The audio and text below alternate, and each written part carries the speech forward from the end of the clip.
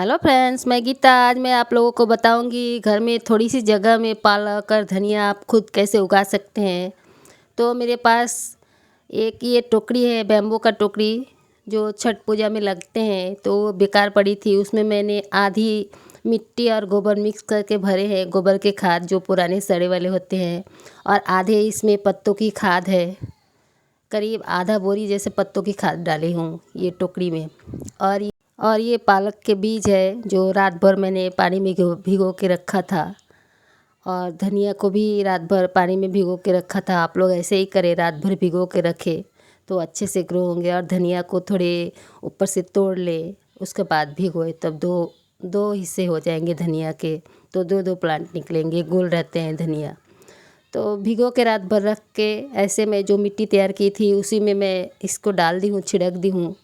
और धनिया को भी छिड़क दूँगी। आप जो ग्रीन ग्रीन देख रहे हैं वो नीम के पत्ते हैं, मेरे मिट्टी के साथ थे तो मैंने उन्हें भी डाल दिया है। नीम के पत्ते एक ही में मिक्स हुए थे। तो मैं जो टोकरी भरी हूँ मिट्टी से, तो पूरी ओवर फुल हो गई है। आप लोग ज़रूर नीचे थोड़ी सी खाली रखें ताकि पानी देने में आसानी हो। और मेरे को वीडियो बनाने में भी दिक्कत हो रहे थे, इसीलिए मैंने पूरे भर दिए। और आप लोग जब लगाए कोई टुकड़ी में या बोरी में लगा सकते हैं या पॉट में लगा सकते हैं। तो 2 इंच खाली रखें, उसके बाद बीज बो दें, फिर 1 इंच मिट्टी से ढक दें। फिर ढकने के बाद आप लोग फिर पानी डालें, तब ये अच्छे से ग्रो होंगे और बीज सारे नीचे दब जाएंगे। तो मैंने तो ऐसे लगा दिए हैं, अच्छे से ही हो जाएंगे। मैंने देख देख के दबा दिए हैं। देखिए यही टोकरी में मैं लगाई हूँ, बांस की टोकरी है, बैम्बू की, और बहुत बड़ी सी है। आपके पास अगर ऐसे टोकरी पड़ी हो तो आप प्लास्टिक बिछा के ऐसे आप धनिया, साग या मूली, सरसों ऐसे ग्रो कर सकते हैं और अपने घर में खा सकते हैं ऑर्गेनिक। इसमें तो मैं कोई रासायनिक खाद डाली नहीं हूँ, सिर्फ गोबर खाद डाली हूँ और पत्तों की खाद, ये ऑर्गेनिक है। और पानी डालने के बाद इसको आप छोड़ दें। उसके बाद देखिए ये करीब 5 से 6 दिन बाद अंकुरन हो गए थे पालक में।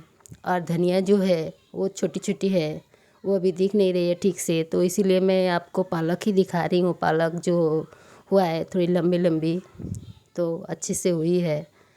और धूप है पूरा, और इसको पूरा धूप में रखना है।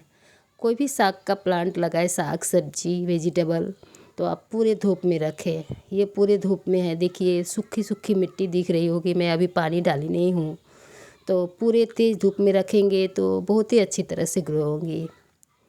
अब मेरे पालक के साग और धनिया पूरे हो गए हैं। धनिया भी आप लोगों को दिख रहा होगा और पालक भी। तो ये पूरे 30-35 दिन के हैं, 1 महीना करीब हो गए हैं।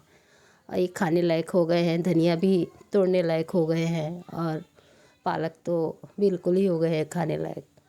अगर आप चाहें तो 10 दिन बाद बाद या 15 दिन बाद बाद आप काव डंग का लिक्विड दे सकते हैं इसके मिट्टी में, वो भी पानी में डाइल्यूट करके।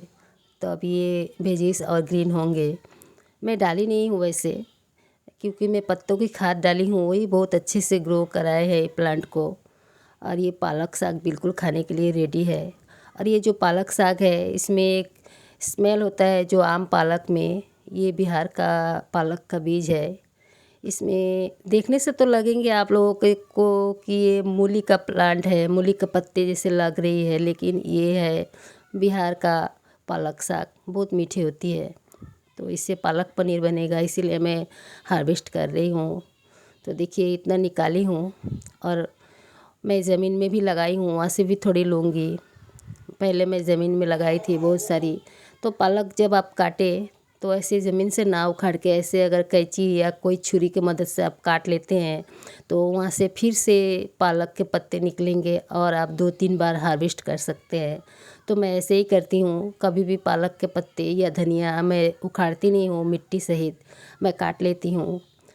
और उसके बाद फिर से नीचे से और पत्ते निकलते हैं तो 2-3 बार निकल आते हैं, खाने के लिए हो जाते हैं। तो आप लोग ऐसे ही करेंगे तो 2-3 बार निकाल पाएंगे, यही जो लगाए हैं इसी रूट में से।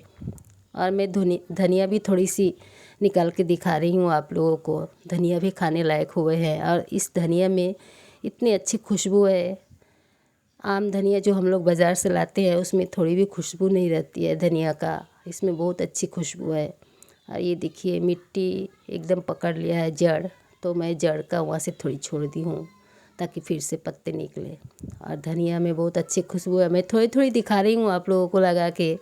आपके पास अगर ज़मीन है आप ज़्यादा करके लगा सकते हैं, नहीं तो पॉट में भी लगा सकते हैं। Bye friends, thank you.